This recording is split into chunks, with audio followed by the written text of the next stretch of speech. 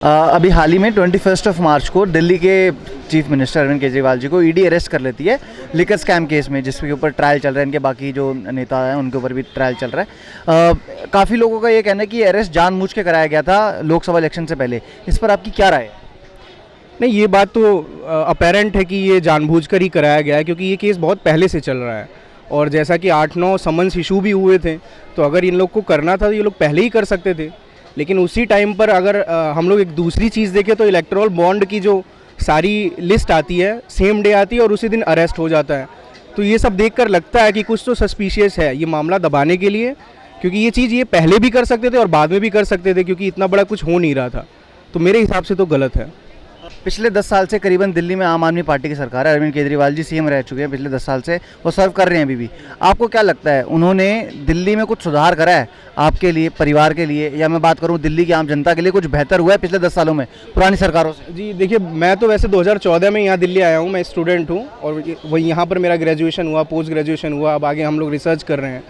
तो इस हिसाब से उस टाइम की गवर्नमेंट और अब हम लोगों ने देखा है तो हमें 2-3 चीज़ें तो साफ देखने को मिलती हैं कि उस टाइम जो स्कूल्स थे वो इतने अच्छे नहीं हुआ करते थे। जो दिल्ली गवर्नमेंट के स्कूल्स हैं वो चीज़ अच्छी हुई है। बिजली पानी भी हम लोगों ने देखे हैं, लोगों के बिल जीरो आते हुए।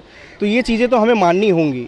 और बाकी ओवरऑल लोकल लेवल पर तो हम यही सब देखेंगे। हमें और कुछ, हाँ, स्टेट गवर्नमेंट को कोई फॉरेन पॉलिसी तो बनानी नहीं है या और कुछ तो करना नहीं है। तो लोकल गवर्नमेंट में अगर जहाँ तक लेजिस्लेटिव असेंबली की बात करें तो असेंबली लेवल पे तो बहुत अच्छा काम किया है। अभी हम देख रहे हैं कि बहुत ज़्यादा जो ओपोजिशन है आए दिन बोलता रहता है कि अगर ये इलेक्शन जीत गए, अब की बार 400 पार जो ये नारा है ये सच हो गया तो कहीं ना कहीं डिक्टेटरशिप आ जाएगी इंडिया में, संविधान बदलने की बातें होती हैं, कहीं ना कहीं बोलते हैं कि तानाशाही चल रही है। इन सब पे क्या लगता है आपकी, क्या एक होती है ना ओपिनियन, क्या बन रहा है? भाई देखो, मतलब ये कुछ भी बोलें, लेकिन हम लोग जानते हैं कि भारत की जनता इतनी सक्षम है कि किसी को भी डिक्टेटरशिप लाने नहीं देगी, चाहे कोई भी कितनी कोशिश कर ले। तो मुझे तो लगता है कि ये चाहे 400 लाए, 500 लाए, हम लोग अगर ये लोग कुछ गड़बड़ करेंगे तो जो जनमानस आज सोया हुआ है तो हम लोग जागेंगे।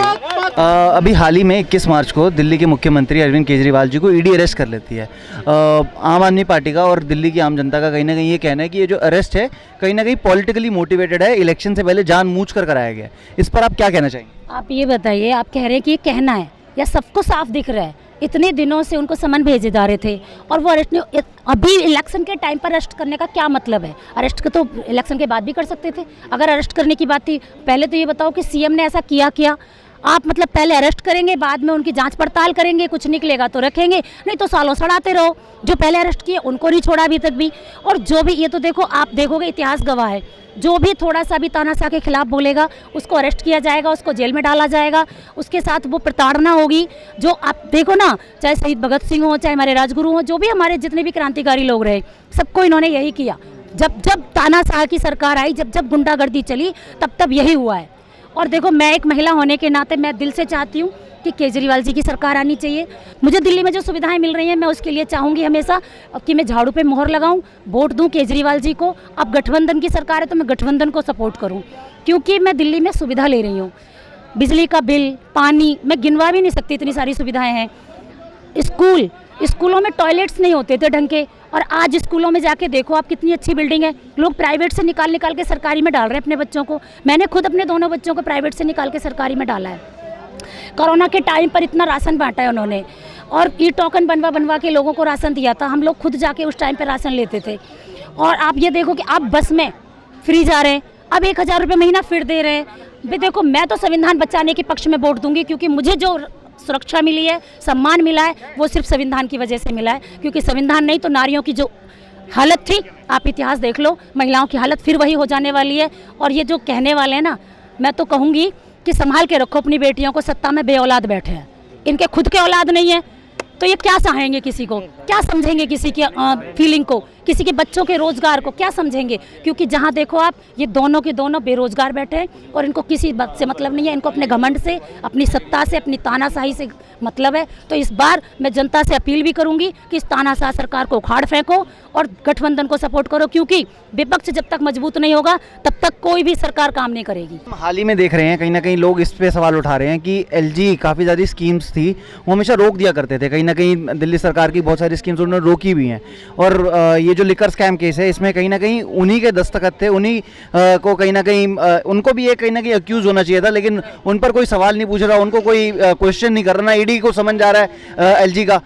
इस पर क्या कहना चाहिए? सर ईडी ओनली बना ही है विपक्ष के लिए, और जो भी अगर सरकार के खिलाफ आवाज़ उठाता है तो सबसे पहले जो है उसी की आवाज़ को दबाया जाता है। ये सिर्फ तानाशाह, जो कि ये 2, 4, 5, 10 साल में ये ऐसा हमारे देश की ये दुर्भाग्य है कि ऐसा तानाशाह लोग आए और जो एकदम सीधे मतलब जनता हित की बात न करके सेल्फ मुद्दों की बात कर रहे हैं।